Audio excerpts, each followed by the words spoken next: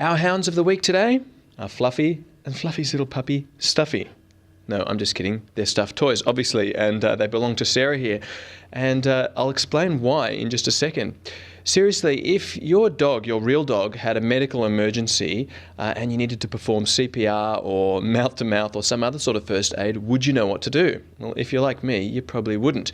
But that's what Sarah's all about. Sarah McCoy is from Pet Tech and travels around giving courses in pet first aid. That's right, Steve. Sarah, who are the courses for? Who comes to these courses?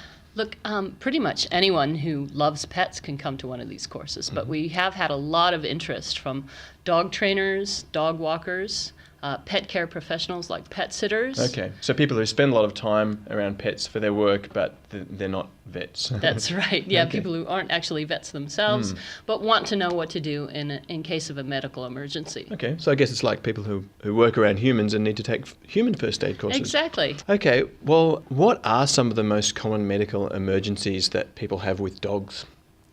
Well, one very common one is choking. Because dogs tend to bolt their food, and they'll swallow pretty much anything they can get in their mouths. Another one is poisoning, again for the same reasons. Because dogs can't read. That's right. And we leave lots of bad stuff around. We leave things out for them. Insect bites and stings, snake bite, bleeding. Could run through a fence or or in a fight. Get bitten in a fight. So those are some of the most common medical emergencies. Obviously, we can't touch on all the stuff you do in your course because that's an entire day, right? That's right. It's an all-day class. But in terms of giving people something that they can take away in the next few minutes, well, why don't we talk about choking, because as you say, that's a very common one, and you really can help your dog or save its life before you're able to get to a vet, can't you? Yeah, and sometimes you don't have time really to get them to a vet. If they're not breathing, you need to get them breathing. You're the one that needs to to fix it. It's pretty much up to you. Okay, so your dog's got something stuck in its throat. What's the first thing you need to do? So if the animal can cough and gag still, you want to try and isolate the animal maybe in a laundry room or a bathroom and watch him and ensure that he brings it back up. Right. So if he's panicking and running around, you're not going to be able to keep him. You're not going to be able to do much for him if he struggles against you at that point. Once he gets to a point where he can no longer cough and gag, you can assist him. Right. One of the things you can do is to use gravity to help you get the item out of his throat. So you're going to tilt the animal and try and sort of use a bellows effect to try and get him to eject the object. So this is like a dog version of the Heimlich maneuver. That's right. It is kind of the doggy version. Okay. Do you need to be, I mean, obviously this depends on the size and build of your dog, but do you need to be a little bit careful about how firmly you do this? Look, you don't want to break any ribs, but you can compress about a quarter to a third the depth of their chest. So you can be pretty firm. Yeah. Okay. So that's, and what if that doesn't dislodge the item? If that doesn't dislodge the item and you've been going for a while, you'll find that the pet will probably fall unconscious. At that point, you can open his mouth, pull the tongue forward, and see if you see the object down his throat. Okay. And then, so if you can see it, obviously it's just a case of removing it without trying to do any damage. Yeah. Okay. The only thing is, if it's like a fishing wire, you don't want to try and pull that out. Right, as in a fish hook or something. There might be a hook at the end of it. So what would you do if it was something like that? Take him to the vet. Okay. Another one of the top culprits that you mentioned was cuts and bleeding. Yes. Your dog can get into trouble in lots of ways and get a cut or start to lose blood. Yes. Running through a wire fence, getting in a fight, running through a thorny bush. Yes. And those can be quite dangerous, obviously. Yes, they can die from bleeding. So one of the things that you can do for bleeding is to apply direct pressure, just as with humans, using gauze. And I'll just do a quick demo here. Sure. Where's he hurt himself? He's hurt himself on his front paw, unfortunately, so he's bleeding. And that would be a pretty common spot as well, I imagine, because that's the first place that gets into something. So we're just going to apply direct pressure with a piece of sterile gauze. Okay. If that doesn't effectively control the bleeding, we can add another one on top of that. We can also use a pressure point, which is the arterial spot between the bleeding point and the heart, which would be up here. So this is up here? Yep.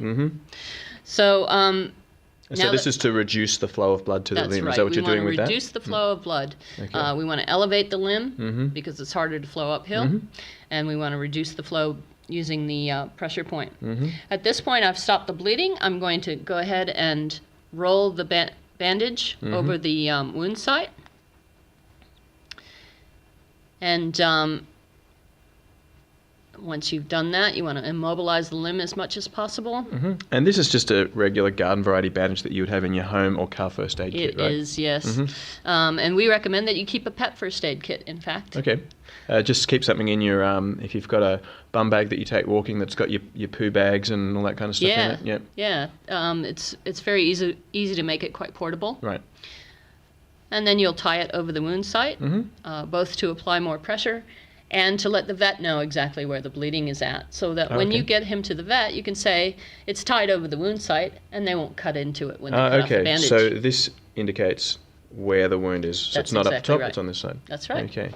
Now, you've got another prop here which I'm going to ask about, because depending on the character of your dog and how sore this is, if you're messing with its wound, you could get a wound of your own, couldn't you? That's right. Actually, we recommend that you always muzzle if the animal is conscious, it's in pain, or it's going to be moved into pain. Right. So basically, we've just got an emergency muzzle here, which is a very long strip of cloth. And again, if you don't have this could be any strip of cloth. You could tear off a piece of rag or whatever. You can use any strip of cloth to do this. But these are very compact when they're rolled up, and it's an easy thing to keep with you. It's very easy to carry this with you. Okay. So you would go from the side or behind, slip it over the dog's muzzle, tighten it down, loop it underneath, go around the back, and again, loop. Then you're going to take the long end and go under the first loop you've made and tie it in a bow at the top. Very cool, a little makeshift muzzle. And will this work with dogs, like brachycephalic dogs, like pugs with very short... Okay, so probably for pugs, you're going to need to use something like a T-shirt or a jumper instead, because it's very hard to get this around their muzzle. The snout just doesn't stick out enough. Yes, but some of the brachycephalic breeds, like Boxers and Rottweilers, you can use this with, because the top strip will pull it back on the muzzle. Right, okay. So 90% of breeds, that's going to work. Yeah, for most breeds, that would work. Great. I've, in fact, muzzled a cat in this way. Okay. Well, I won't hold that against you. Well, that's probably all we have time for now, but if people want to know more about your courses, can we put a link on our show notes? Absolutely. Okay, we'll do that. We'll put a link to the Pet Tech website, so if you want to go along to one of the courses, you can. And thanks for showing that to us, Sarah. Oh, thank you, Stephen. Thanks, Fluffy. Hope you feel better soon.